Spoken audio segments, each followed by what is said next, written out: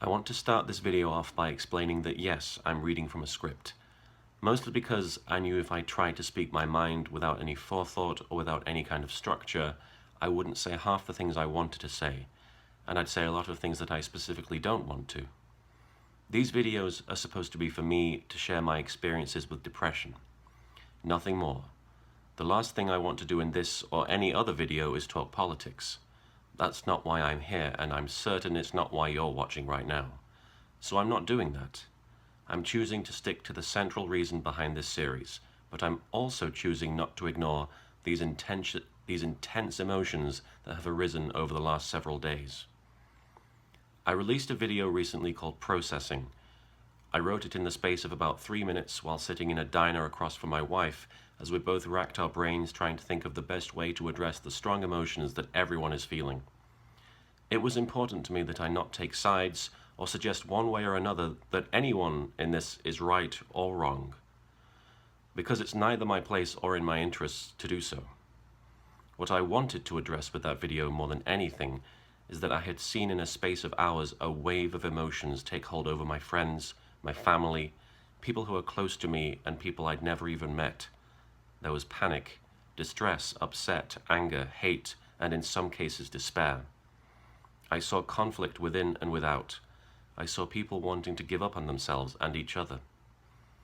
Whether these feelings are justified or rational is not the point. If you've been watching my series long enough, you know more than half of the things I feel as a result of my depression are irrational and have no semblance of reality to them. It doesn't matter.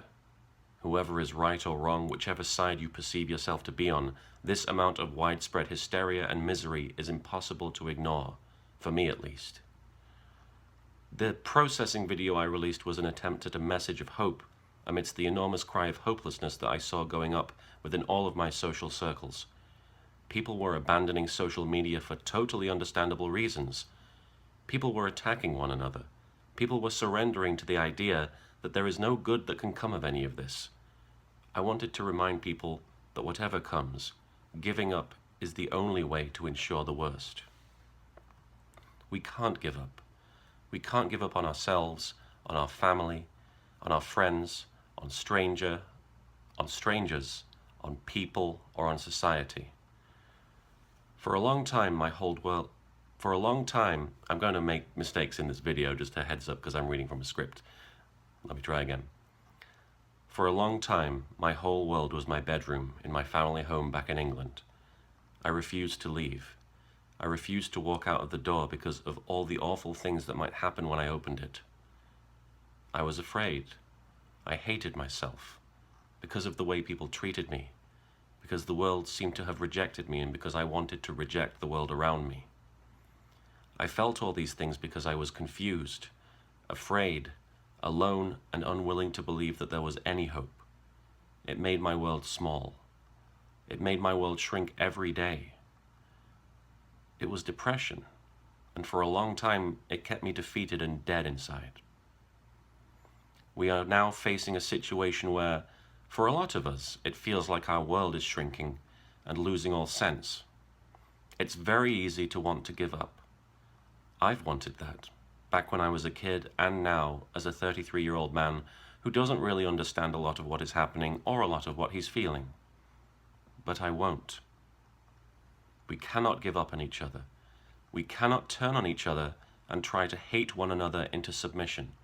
We cannot allow whatever darkness we perceive to be real to come from within ourselves and take hold. All of us, as a society, now face a door that might be terrifying for some of us to open. But we have to open it and walk through with the hope that whatever lies beyond is worth braving. Because if we don't, if we keep that door closed and hide in this small, shrinking, dark room of hate and fear, we will be dooming ourselves to hopelessness and death. This election has likely left a lot of you with feelings of negativity at the very least, and for some of you it may have even made you suicidal. So I ask those of you feeling this to consider all of the options you still have.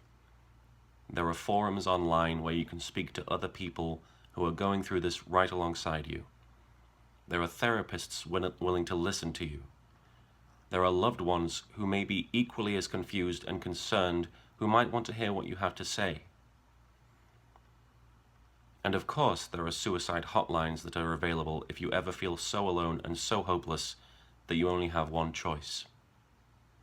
There is never only one choice. And suicide is never the answer. It merely leaves those of us still here with more questions that can never be answered. Questions on top of the questions we still don't have the answers to about the future and about ourselves. I'm willing to ask those questions, but I need you to be here with me so we can find the answers together.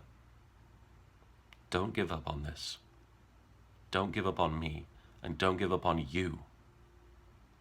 We are still here.